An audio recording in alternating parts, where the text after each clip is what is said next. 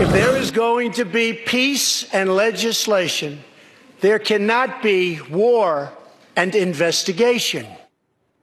House Democrats rolled their eyes at that State of the Union poke from the president. And the days that followed, they raised the curtain on Washington's new power play.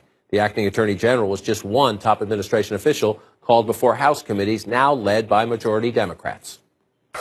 Now, in your capacity as acting attorney general, have you ever been asked to approve any request or action to be taken by the special counsel? Mr. Chairman, I see that your 5 minutes is up, and so I'm here voluntarily. We have agreed to 5-minute rounds. As you can see right there, the Judiciary Committee hearing with the acting AG, Matt Whitaker, was contentious, a sure sign of things to come. Tuesday alone in the week ahead, there will be 8 oversight hearings in the House. The topics including family separations at the U.S.-Mexico border, climate change, and the president's lease of a government building for his D.C. hotel just a few blocks from the White House. Now, Democrats say this is overdue oversight. But on the substance, Whitaker challenged Democratic assertions that he's just a Trump loyalist named to the job to thwart the special counsel investigation. I have not talked to the President of the United States about the special counsel's investigation. I have not interfered in any way with the special counsel's investigation. I have not denied any funds to the special counsel's investigation. We're continuing to follow the special counsel regulations as it relates to the report. And we haven't received the report. The Democrats thought he was prickly. At times he was. His demeanor with the Democrats was very different than his demeanor when Republicans asked him questions. But on the substance, Matthew Whitaker gave the Democrats zip, right? And seemed to make clear, and I haven't seen any public evidence to the contrary, that he hasn't gotten in Robert Mueller's way, that he hasn't cut off his money, that he hasn't tried to shut it down. And this is something that Democrats are actually going to repeat, I am sure, once the new Attorney General is actually confirmed later this week and faces a lot of the same questions that Matthew Whitaker faced at his at the oversight hearing on Friday. But this, I mean, as we mentioned, this just launches a whole new season of oversight hearings on so many issues. I mean, you outlined the hearings that we're having on Tuesday. In March, we're going to be hearing from Commerce Secretary Wilbur Ross on the census question, which is going to be a very heated topic, and Kirstjen Nielsen in front of the House Homeland Security Committee. And so it's just going to be, I mean, Democrats have had this pent-up kind of push to want to conduct oversight that they say have gone so ignored under the first 2 years of the Trump presidency. But at the same time, Republicans are really banking on the fact that they will overreach, that they will conduct what they see as political theater that they say that we saw on Friday. One thing that I think was overlooked in this hearing is that this was sort of a template for how these things are going to go moving forward. And the Democrats threatened to subpoena Whitaker, but they didn't actually do it. And I think for the White House, that was a victory in terms of how these things are going to play out moving forward. The other thing that I think didn't get all that much attention was that Whitaker didn't cede much ground to Democrats. He didn't give them much information. And so I think, well, his demeanor got a lot of attention, and perhaps I think that was a victory for Democrats, in that it's not great to be rude to the people who are going after you. In terms of substance, I think this went well for the White House.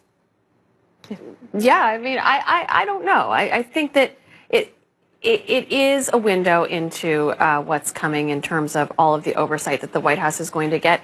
And there is going to be a lot of substance to a lot of that. The answers that the Democrats got from Whitaker on the Mueller investigation, they weren't what they wanted in the sense that he didn't admit that he did anything, but they were what they wanted in that he said he's left the special counsel alone. And that is going to be, that's what the Democrats were hoping for, right? They were hoping that there hasn't been any meddling, that the special counsel has been allowed to continue his work.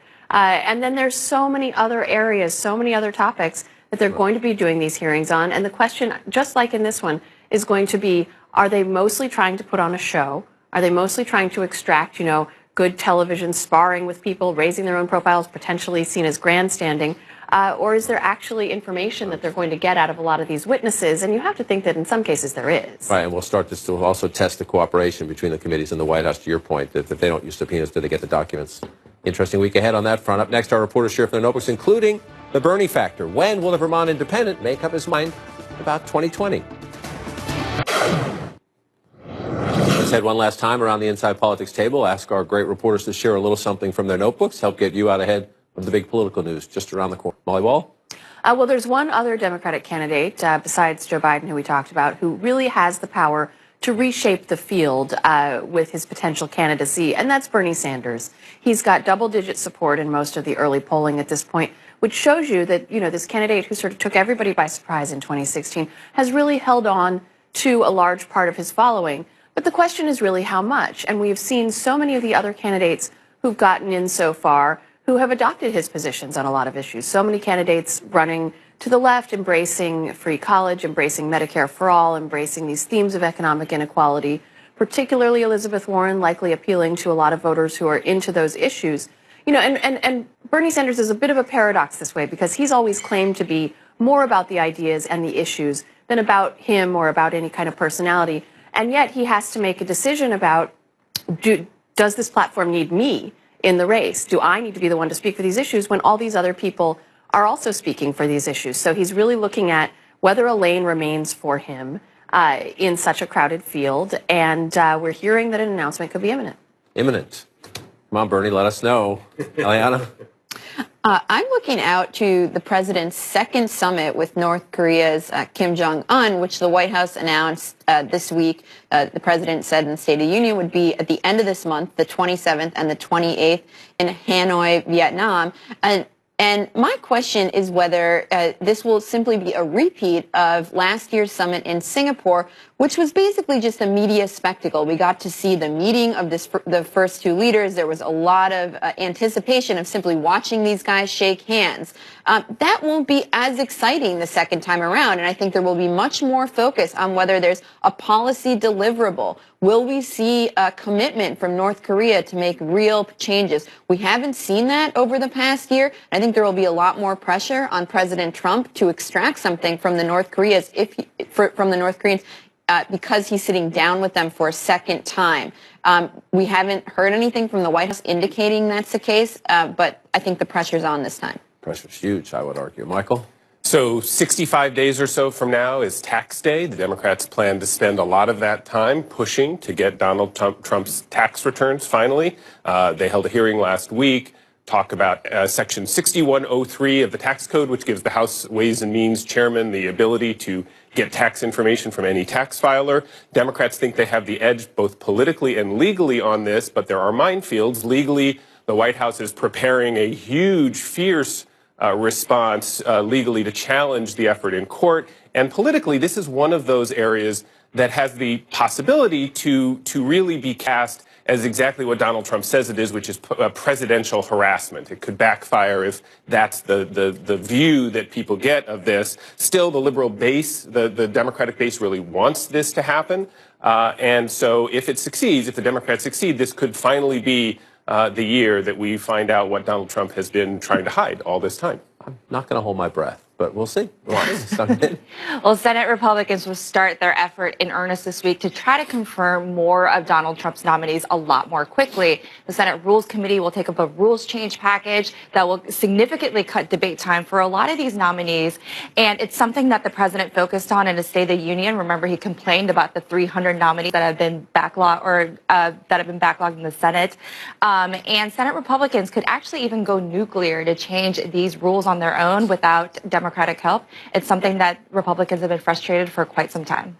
Quite some time. We shall see how that one plays out. I'll close with this, that the Saudi foreign minister is on a network Sunday show today, speaks volumes. The PR offensive comes as the regime's deep-pocketed sway here in Washington is in question. For years, the Saudis have used their riches to buy influence, and its leaders brag now that the President of the United States takes their side despite the evidence in the murder of the dissident journalist Jamal Khashoggi. But there are growing signs of trouble for the kingdom. The top Democrat on the Senate Foreign Relations Committee and the top Republican on the House Foreign Affairs Committee issued angry weekend statements accusing the Trump State Department of violating the law by refusing to share more information about the Khashoggi murder. And as they and other lawmakers demand that information, Saudi Arabia's role in Yemen's humanitarian crisis is also under bipartisan scrutiny in Congress. Add in the mysterious Jeff Bezos suggestion that the Saudis are somehow propping up the National Enquirer, and the expansion of the House Intelligence Committee investigation to look beyond Russia to other alleged foreign efforts to influence the Trump administration. Quote, they are used to buying their way out of trouble, a very influential Republican senator said in a weekend exchange about the Saudis. But the senator went on to say, quote, this feels like a tipping point. We'll keep our eye on that. That's it for Inside Politics. Again, thanks for sharing your Sunday. Hope you can catch us weekends as well. We're here at noon Eastern. Don't go anywhere. Up next, State of the Union with Jake Tapper. Jake sits down with the House Republican Conference Chairwoman Liz Cheney and with the Democratic presidential hopeful Pete Buttigieg.